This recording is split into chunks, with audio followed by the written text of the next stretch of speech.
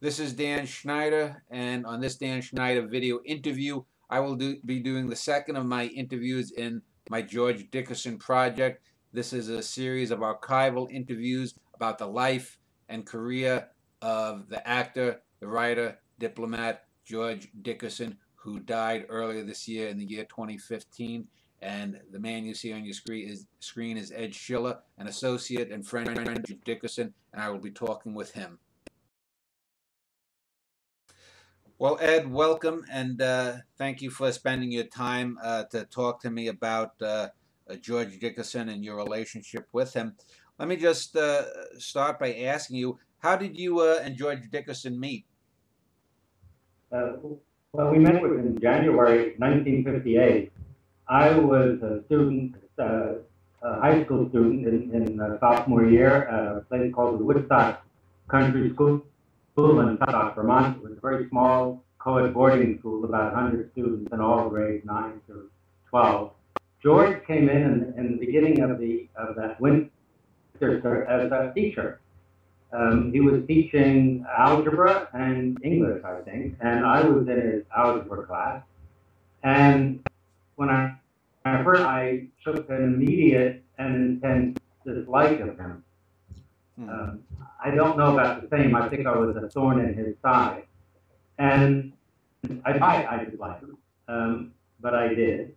And so I was acting out in his class. I was disruptive. I was being a nuisance. I was also 15 years suspect how I would act as a 15-year-old who had a grudge or a chip on his shoulder. Anyway, what happened was a sort of a breakthrough thing, and I think this tells a lot about George and how he relates to people and the world around him. Because one day in his class, and I was acting like an idiot, and he said, Eddie, he said, I don't think you want to be in this class. And I said, something to the effect of, no, I don't. And he said, well, you don't do this. What do you mean? He said, well, you can go out and just leave. You don't have to be here if you don't want to. And then I questioned him about David, who was the headmaster. It was very school. We call it the teachers by their first name. And he said, no, this is just between you and me. And so I walked out of the class, and I remember standing in the common room, which was empty then because everybody else was in class. And I sort of stood there, and I began thinking, wait a minute, you know, nobody had ever really taken me seriously this way. He just sort of accepted me as I was. He was not being judgmental. He wasn't angry at me. He was just sort of mocking me. You know. And I began thinking, you know, there's something about this guy that's probably really good to know. And I made a conscious decision then, and I would get to know George, and almost immediately, whatever animosity I was feeling about him just left. And so I went back into the class. And we really became friends ever since. I guess we were friends for about 57 years, really, today, before his death. And what was the name of the school again? It was the Woodstock Country School in South Woodstock, Vermont. Okay. And yeah. Now, as you became an adult, what was your relationship with George then? It was an on and off relationship. The relationship really built in the school, and then he was there for about a year and a half. So he was there from the January 58 to end of the term, the end of the school year in 59. And I just had that one course with him. But he and his first wife, Lucy, shared an apartment which was adjacent to the boys' dorm. And every evening, a lot of us would go over there. You know, we finished with the last study hall, and we'd have about half an hour, 45 minutes before our lights out. And we'd often go into his apartment. And we'd know each other, and would do this. And I remember a couple of things really striking. I remember he had his first novel. I can't remember the name of it. It was never published. It was a novel. It was a series of vignettes really taken from his time when he was in a military hospital, served in the military just at the end of the Korean War, so this would have been around the end of '53. And each chapter was really a vignette. And I remember one of the chapters, Chico, later presented as a short story, and I think won him an award as best short story, I think, for, I forget the year, maybe 1963, whatever it was.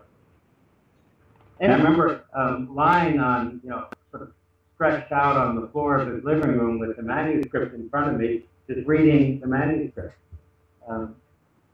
He came up to me during, the afternoon and said, "Ed, make sure you come over tonight.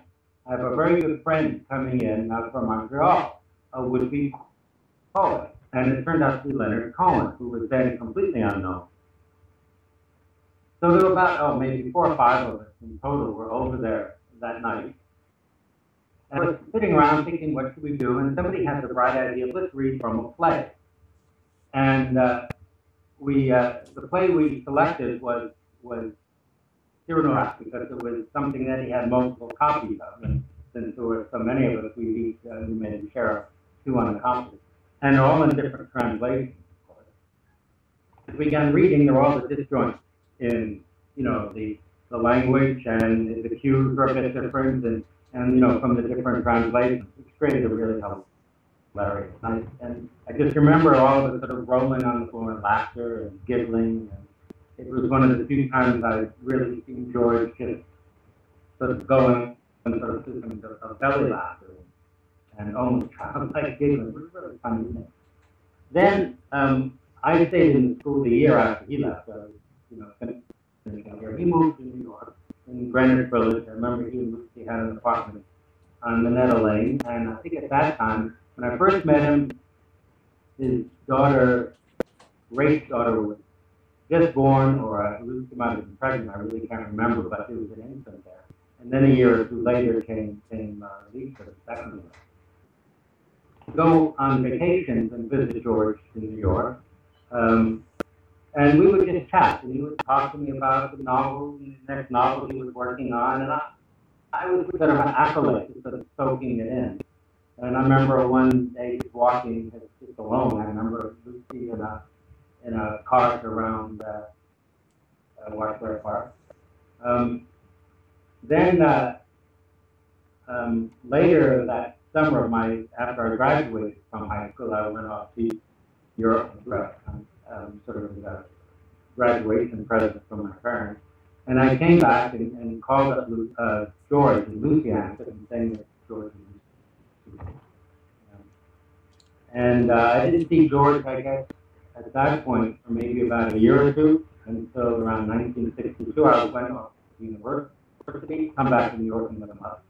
So we got together, I remember, for an afternoon and shared old times, and then I lost touch with him for about 4 years, until I got back to New York, and then gave him a call. And he was living actually then at the place where he lived the rest of his life on Bleecker Street. And we started up our friendship. Really consisted mostly of, I'd meet him either in his apartment, or we'd go down and meet in Figaro's, or King Gun, or any of the various coffee houses that George sort of lived in, really, homes away from home. And we would just talk about life. And what do you do for a living, Ed? I started out life as a journalist. Okay. I worked as a copy editor man at the New York Times News Service. I was a reporter at the Baltimore Sun. I went off to Copenhagen for 5 years, where I wrote for a number of newspapers. The New York Times of London. I was the writer correspondent and had a news show on Radio Denmark. Then in '76, I came to Toronto to work for the Toronto Star, and I was there 5 years, and my final position was as deputy real estate editor. Then I left journalism, went into PR, and started my own firm, really one-man firm, time that I had employees. In I guess in '84, that's what I've been doing ever since. Okay, so by the mid '60s or so, I guess you had gotten into journalism. By the let's go, I guess, to the late '60s, early '70s. I know George worked as an editor at several magazines and then publishing houses, Cavalier magazine and whatnot. Did you ever cross paths then in the literary world in New Well, York? I mean, I didn't work with him. I knew about him. He would tell me, I think Scholastic magazine was one. And I remember it folded. I sort of saw that part of his life for him, maybe a little bit frustrating, because he would get these jobs like at Scholastic, and then it would fold, and he would get a, he'd call in as an editor of another magazine, and it folded.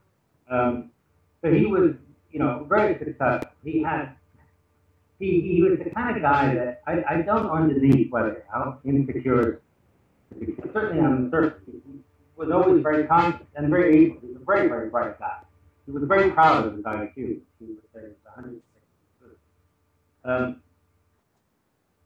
And I remember he would tell me some of the stories, about there was one time, I don't remember what stage of his life was, but it's something he was telling me in the late 60s. That he was looking for a job, I think, on a cruise ship or something. It was and it required him to know some German. And the interviewer was questioning him, and he just decided to go in and answer him in German, and so he got that job. And he was going really for the job, I think, all the time trying to build up a career as a writer. At that time, I don't know when he really began to quoting poetry almost exclusively as a writer, although he was always writing screenplays. But I remember this time it was more short stories and trying to develop novels. And he would write, and he was successful in short stories. He was writing, he was a very good writer. So he had some success, but I don't think it ever got to the point where he could, fully live off of the income. So he was always getting other jobs. The last job that I knew in my stage of seeing him in the late 60s, was as a literary critic for Time magazine. And then I went off to Denmark for 5 years, so it was a while before I saw him. What was your relationship with his first wife, Lucia, and did you know her well, and his kids, his daughter Rachel, and then what is the second daughter's name? Lisa. Lisa. Okay. Did you know them well? I knew them. I really knew them mostly in conjunction with George, although I did get to know Lucy briefly in an intense experience. When I from Israel, I mentioned, and Lucy and George were separated, and Lucy and the two kids were living in a flat in Upper Manhattan. It was a very hot summer, and I remember my mother suggesting that I invite Lucy and the two kids out to our house for the weekend. We lived in Long Island on the North Shore. And so we spent a weekend there, and I got to know Lucy really for the first time, not in conjunction with George. It was a very long relationship. It lasted 2 or 3 weekends. And so, I still remember exactly the things that we talked about, although maybe things I do remember that I don't want to speak to. The kids seemed to enjoy it, and I remember Rachel, we used to call her Mustard. And I haven't seen Rachel since probably then. Yeah. So it was 1960, until George's memorial in March of this year. Yeah. And the last time I had seen Lucy was in she's Lucy and now, but she was Lucy then, so that's what I know. Okay. In 1903, and I just met her briefly, just to say hello. I was going off to Europe then. I was taking a freighter to London, and she was working at a clothing store on 3rd Avenue in Manhattan. And I just went there. We chatted for a couple, said goodbye, and then I went off to my career. And I had. Oh, so Lucille was at George's memorial as well. Yeah, she was there, and Rachel was there. And I remember sitting there, and Rachel and Luke, the other close family members and friends were sitting up sort of on the stage in front, and I was in the audience. And I was looking there and saying, okay, which one? And the only one I could recognize, who I thought might have been Lucy, was Rachel. They looked very much alike, but she was very reminiscent of what Lucy looked like, you know, back 5 years earlier when I seen her. And I remember thinking, but it can't be Lucy because she's too young. Right? I mean, Lucy would be in her mid-70s at this point. And then my friend was there, I didn't recognize her. And I don't think I would recognize her if I ran into her on the street, not from my memory. You know, she just changed from the way I remember her looking, although her daughter. Yeah. So you were in Denmark for 5 years. When was the next time you saw George? Would have been the mid-70s? Yes, it would have been. I came from Denmark in '76, then went up really to come to Toronto to work for the Toronto Star. That's what brought me back. I got job offer from the Star. And I'm trying to remember the next time.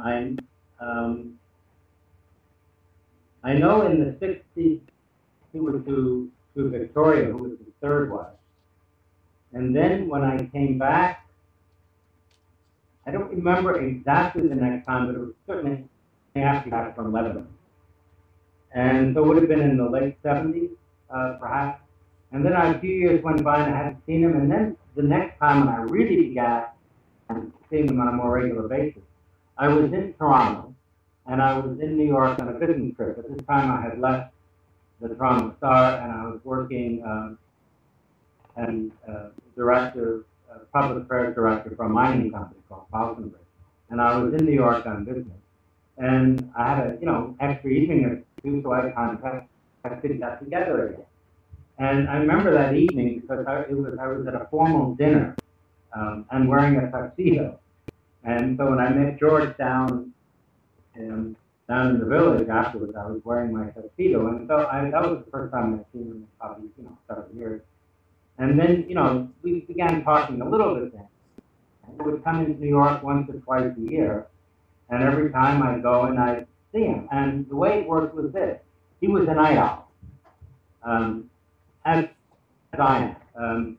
And so the best time usually to get him would be 11 o'clock at night or so. And so if I were in New York, I'd give him a call saying, I'm in town. Can I come on up? He'd say, yeah, come up. So it was maybe 10:30, 11 o'clock. And I'd go up and we'd sit in the kitchen. And by this time, he was now married to Anne, his fourth wife. And George and I would sit in the kitchen. Maybe Suzanne would join me for a while, and then she would go off to sleep, and we'd talk till about 5 in the morning. And that's when we caught up on things. And I remember he would show me some of the stuff he'd be writing and ask me to read it. I remember he had a short story. In fact, it was somebody had read from that at his memorial. I can't remember. It's funny. I can't remember the name. The Man with the Butterfly. Yeah. And it was funny because I was reading in the story, and this is really an autobiographical story about when he was in Lebanon, and apparently he was captured, taken prisoner for a brief while by one of the warring factions, and thrown into the cell with these guys. So the story was about one of these guys was a Dane who collected the name of butterflies in all the different languages. And so when I was in the middle of reading the story before I got line, I said to George, he said, the Danish word for butterfly is sommerfugl. And he looked at me, he got very annoyed, and said, Ed, you ruined the story. Because that was the punchline. The dying words of the Dane were sommerfugl. And, the character, apparently after he gets released and he runs into a Danish woman, and he said, by the way, what does sommerfugl mean? And she said, let me just ask you about the memorial. Where was it held, and how many people would you estimate attended? It was at the Dickerson Memorial Church, which is Suzanne's church. Sort of a combination of American Baptists and Universalists. I'm not sure if she's from the Baptist side. And that's right in the village. I guess Washington Square South would be, West 3rd Street, just south of Washington Square Park, I guess bordering on Thompson. And there were about, at least 100 people there, maybe more. It was a rather big hall, and there were a lot of chairs around. I didn't count, but I know over 100 people there. So it sounds like that it sounded like earlier you had said you sort of skipped over the second wife. You never met his second wife, I guess? No. No. Okay. No, I never did. They were married only for about a year. Okay. So it's the only wife I didn't know. Okay. So we're, I guess, in the early to mid 80s now. You said that you and George had sort of reconnected then for a few years. I know he had a period where he was having writer's block. Did he ever talk to you about that? Yes, he did. This was really during the period when he did have that right. And what he was doing professionally at that time is acting. When he came back from Lebanon, and I really think I cannot imagine how he could survive emotionally from that experience. And he took up acting, and he was successful at it. He was in his mid-40s, deciding, I'm going to become an actor. And he does, and he's quite successful. I mean, every once in a while, I remember I'd watch TV, and whoops, there is George. So that was what was occupying them. We didn't really talk about a writer's block. I didn't even know if he was aware of it then. We only began talking about the writer's block, and then he would talk about it. But I do remember one funny thing. He became friendly with Miller. And I remember in one of our discussions, it probably was after his own writer's block was ended.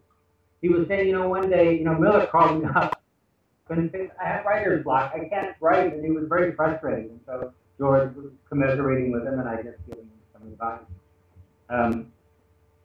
But when that block ended, I think that really started or fueled the last part of his life and the last part of his career. Which I really had no part of.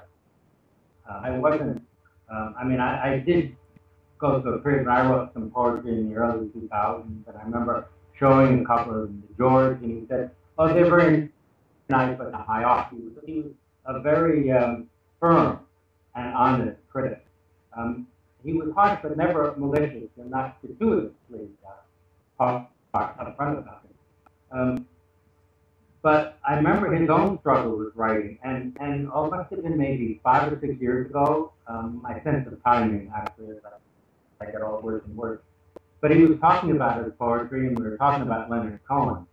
And he said, I was speaking to Cohen, recently, and I showed him some of my later work, and Cohen looked at me and said, George, you finally got it. And that was a very proud moment for George, getting that kind of validation. Cohen about his poetry. What was the name of the person? Miller? I didn't get the first name. Arthur Miller, the playwright. Oh, Arthur Miller. Okay, Arthur Miller. Okay.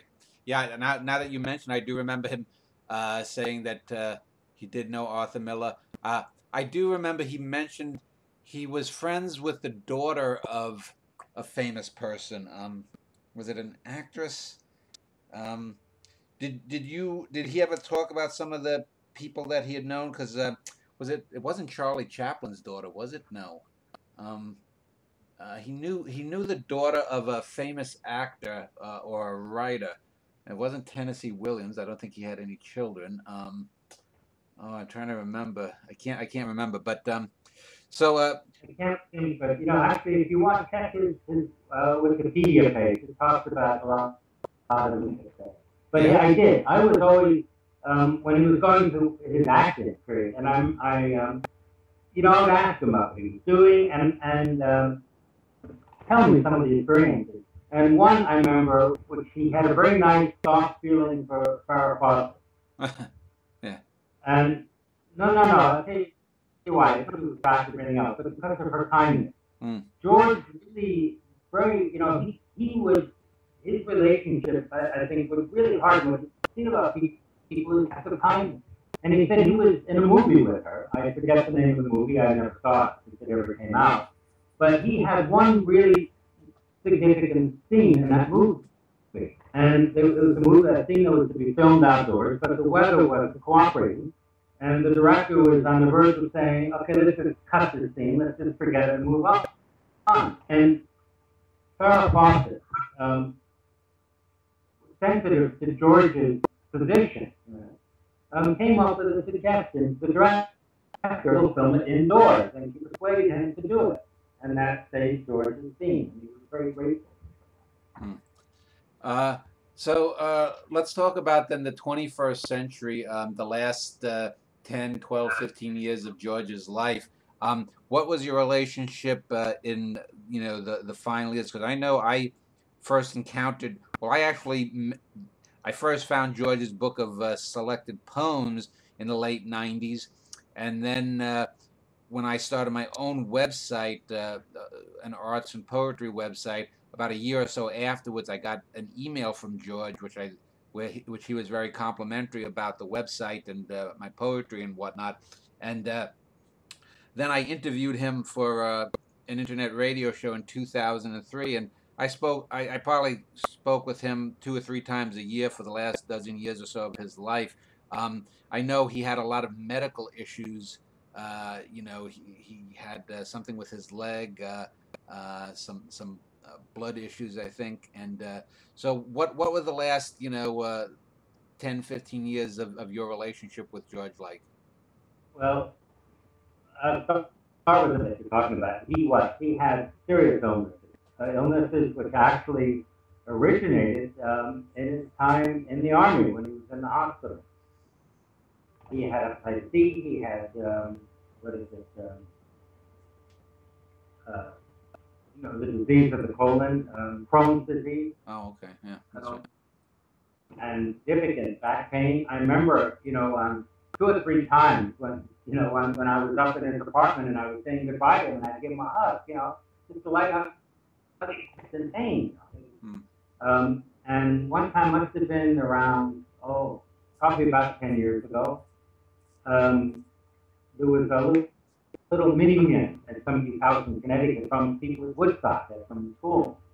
So George wanted to go, and I remember it was torturous for him in the car, for every bump in the car, we got him a spasm. So that was the conflict with him. The thing with the leg, which was the only, I think, really did him in the end. I got a call from, in fact, I still have his message on my computer. I'm only right. It was in August, and he called up, and it was like, Ed, I'm dying. I'm in hospital. So I lived out of my car and drove straight to New York, not knowing whether I'd find a friend or a court. And I got to New York about 8 hours later, and he was in hospital. And he never gave the name of the disease, but it sounded very much like nephrotic tracheitis, and it went into his leg, and at one point, I spent really about 8, 10 hours a day. And I remember one time when his leg was unbandaged, you could see right to the bone. And it was a death struggle. It said about him, his tenacity. George was one of these people with tremendous inner strength. When he got sick, and the disease killed most people, or a significant number of people. And here he was just turned 81. He was advanced in years and ill from so many other things. That they first thought they weren't going to save his life, and then they thought they weren't going to save his leg. And George said, "No, the hell with that. I'm going to save both." And he got out of hospital. And I think the crowning achievement of the last few months was climbing those 70 stairs. The bottom of Bleecker Street, up to the 5th floor where he lived on. Yeah. And the worst I counted them, actually. And it took him 25 minutes, but he did it. So that was, that last part. But I would come up, I did once or twice a year, and it's little things I learn about him. Like, I always looked at him anyway as an iconoclastic individual. I mean, but I realized in a funny way that he was very stringent with certain rules. I think he always liked to do things his own way. So in his own personal life, it was very strict. And you do it George's way. And you just accept it. But I realized in other ways. I remember that it was in January, so it was the time when all the members of the Academy were voting on yeah. Okay. Voting in the Academy, and so he had the book, which listed all the various people up to be nominated and then to be voted on, and they had all the DVDs. And I remember thinking, wow, you got all these DVDs, could I borrow one? He got great, said, no way would I ever let you do all that. You're only supposed to look at it yourself, and I'm not going to jeopardize that. That's interesting, in terms of how I began to work in relationship with the rest of the world, that in many ways he lived by rules. Yeah. Even though some of them might have been wrong. Yeah, I do remember him, and I talked many a time about his voting for the Motion Picture Academy stuff and getting DVD screeners and whatnot, and he took it quite seriously. I think in the last 10 years or so, that was probably the thing that he seemed to take the most pleasure in, I guess, was watching and voting the stuff for the Academy Awards. Yeah. Well, let me just, if you don't have any other stories, let me just ask you if you have, any final things you want to say about George. So just one little incident. There's something else I want to say, but just also a sense of the way he is. It was one time when I was up visiting him, and I think it must have been in 2004, and my daughter was in high school then, and she had just done a paper on Death of a Salesman. And so I mentioned that. We conversation around the dog.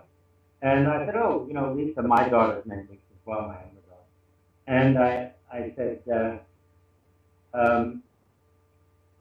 she wrote her on Death of a Salesman. He said, well, maybe Miller would like to see it and look at it. And he got there and he wrote out Miller's address in Connecticut, and then he wrote it down. He said, give him a call. And he thought about it and said, no, I don't think you should call him, because Fox has a phone number.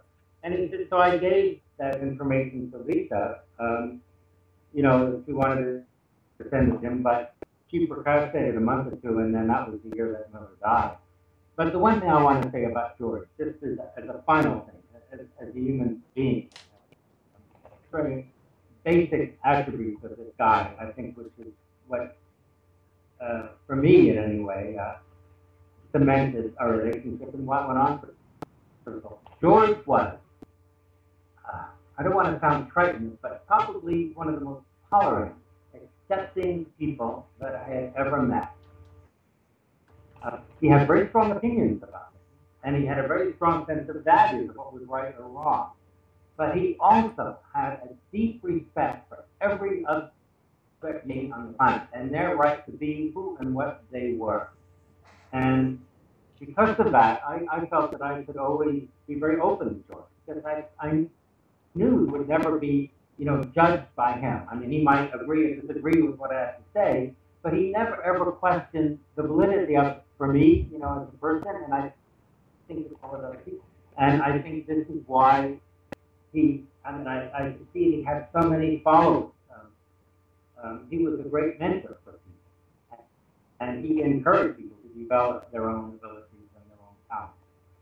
But this sense of being non-judgmental, it's rare. That I can only think of maybe one other personality that I know that comes to mind that really has that quality. Well, thank you, Ed Shiller, for sharing your thoughts about George, and this is one of an ongoing series over the next few months, maybe a year or so. I'll be talking with other friends and relatives of George Dickerson, and again, thank you for your time. You're quite welcome. Thank you.